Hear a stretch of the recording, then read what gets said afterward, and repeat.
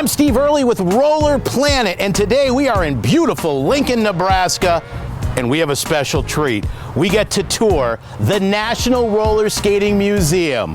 Let's go.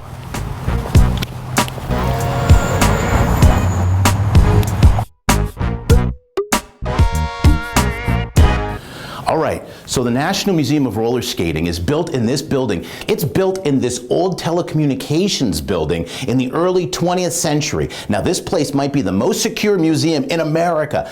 They have 18-inch thick walls, bulletproof glass, and the roof is made of slate, just in case there was any problem back in the day when this was a telephone company, so it wouldn't knock out telecommunications. And now this building is the home of the Roller Skating Museum, and today they're giving us unprecedented access to check out all of their original and one-of-a-kind stuff. So let's go, let's check it out. Right, kids?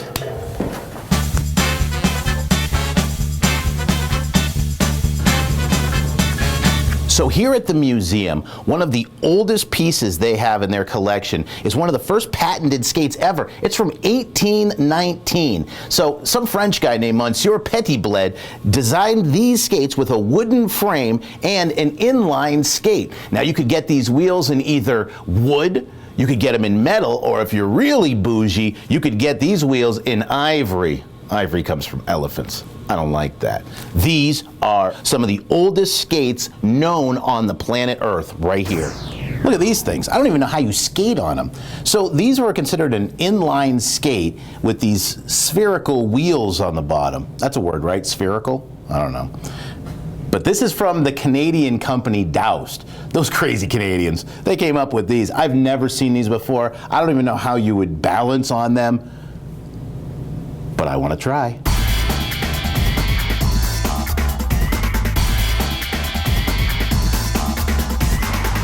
All right, what Alexis is holding right here is the first parlor skate, and these were patented in 1865. Now, the gentleman that patented this, his name was Washington Parker Gregg, great name, and he thought that these skates, and he touted them all over as being the miracle skates. He said that you'd be able to skate faster and better with less injury, that you would not tip over backwards or forwards, they would cause less injury, and he said that they were well adapted for everything like sidewalks and halls and gymnasiums and skating schools. I mean, this guy loved his skates and was a master of publicity.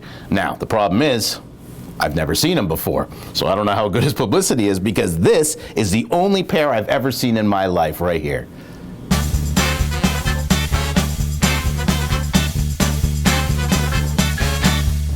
If you're like me, you've been to every yard sale around your town and every thrift store, right? You've seen hundreds, if not thousands, of the metal adjustable skates. Well, this one's different. This one's called the Sport Skate, and it's from the early 1900s. Like those other adjustable metal skates, this has a metal plate that straps onto your shoe. But the difference is, obviously, it's made with two wheels in an inline fashion, and they're actual rubber wheels that are bigger than your average wheels to give you more stability, hypothetically. I'm not a good inline skater, but I would actually try these.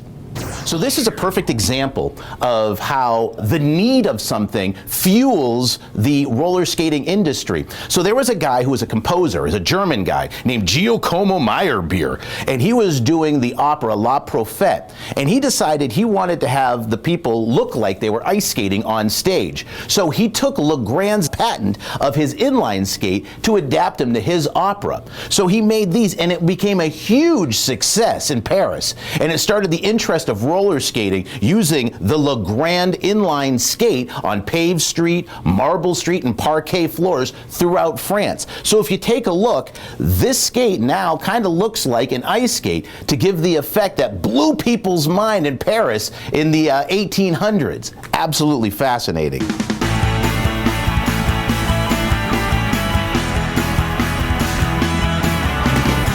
I'm not even going to take these out. Me and Alexis decided we weren't going to pull this out because it looked like it was not only heavy, but also very complicated. So this is a prototype of a skate by Rollerblade called the Coyote. And this was from the mid-90s, and it had this elaborate braking system on it. So that's why you see all these wires that come down, and they have a button down in the back, and over here, this is where their braking system was. I don't understand this because I'm not smart enough, but it looks very complicated. It also looks really heavy, but really cool.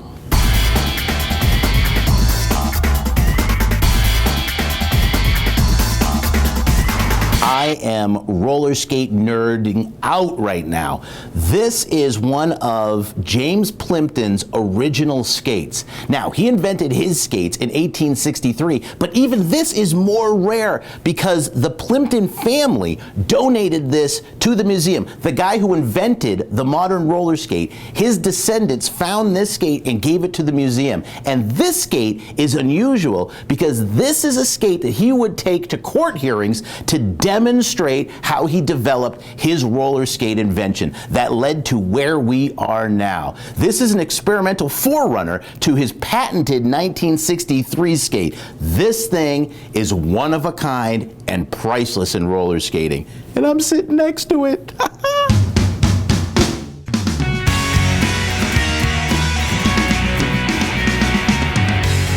I'm nerding out. I'm nerding out. These are amazing. Look at these. Now, not much is known about these pair of skates except for they were used in a vaudeville act. Nobody knows who it really was that used them in a vaudeville act or what they did in the vaudeville act, but all I know is that they have these gigantic painted wooden wheels. These are amazing. And I want to try them. They won't let me. She won't let me. I'm trying.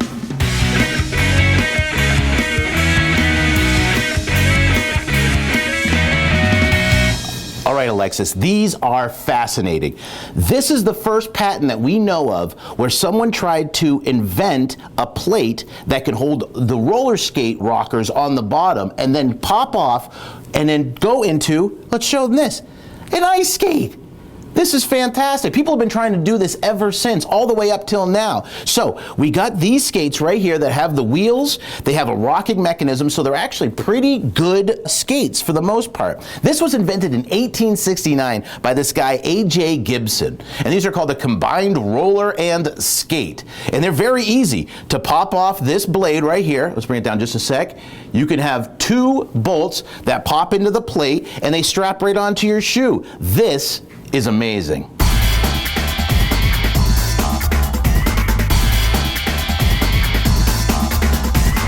I actually remember this.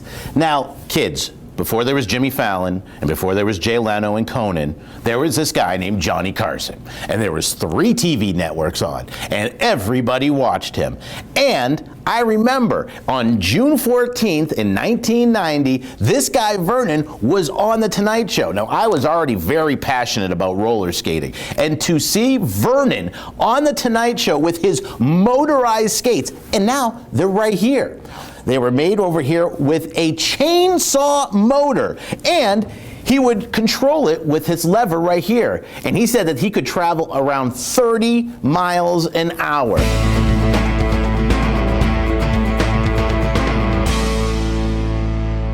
This is absolutely exciting for me. This was not here the last time I was here at the Roller Skating Museum. I walked in and I saw this on the wall and I almost freaked out. I love this painting. And it wasn't here the last time I came out here to Lincoln, Nebraska. And this, obviously painted around World War II. I don't know if it was to promote roller skating or promote war bonds or what. But I have posted this same photo of this painting every Memorial Day and every Veterans Day as long as I've been alive. When I walked in the door, I saw it hanging on the wall, and then I found out it was the original. It's been in their archives for years, and they just recently put it out. It is absolutely one of my favorite skating images, painted, photographed, or anything ever. I absolutely love it. And I don't think they'll notice if I steal it and bring it home with me. So that painting, we were looking through the archives here at the Roller Skating Museum, and we found their big display of rink stickers from the 1900s. And in this, I found that painting. And that painting was used by rinks across the country as advertising at the time. So this one's at Muffler's Roller Rink in Morris, Illinois. But it wasn't the only one to use it. There were hundreds of rinks across the country that would use images just like that. And that painting, that is so beautiful, I found where it was utilized back in the day.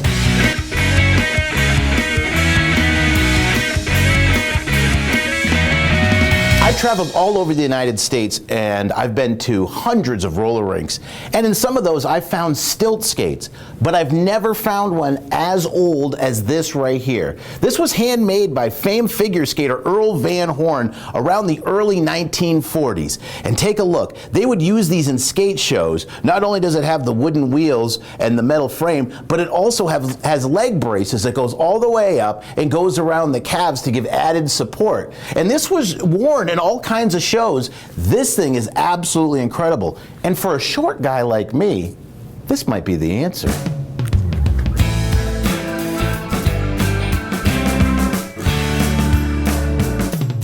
I want to try these skates. Well, I want to try all the skates, but this one in particular.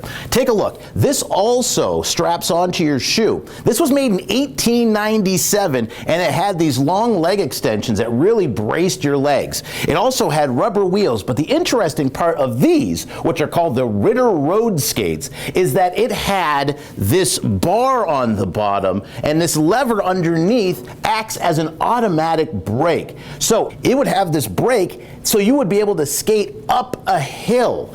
And these splints right here would take all the strain off your ankles. That was the advertising to get you to want to skate. And I do.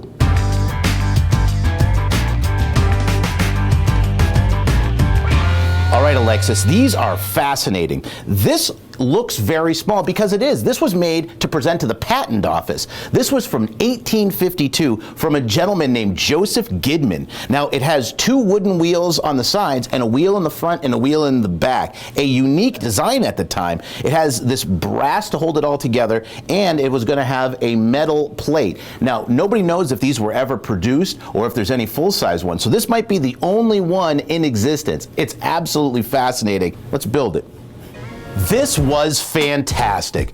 I, a roller skating dork, got to spend the entire day at the Roller Skating Museum and get to see all this great stuff. So we want to give a great big thanks to all of our friends here at the Roller Skating Museum in Lincoln, Nebraska. We're all done now, but before we go, I want to say thank you personally to my good friend Alexis Cruz, who had to deal with me all day long, which she deserves a medal. And now that I got my gloves on, I can buy a lot of great stuff that the museum has to offer. And so should you. Go on rollerskatingmuseum.org and take a look at all the stuff they have for sale. They have a wide variety of t-shirts and lots of other things like books and old skate memorabilia, signage of skates. But I mean, look at this, for crying out loud. They have Roller Skating Museum pillows. Honey, I'm sorry. You're going to be sleeping on Roller Skating Museum pillows for the rest of time. So anyways, thank you to everybody. We'll see you next time. And let's go back. I want to see some more stuff. See you later.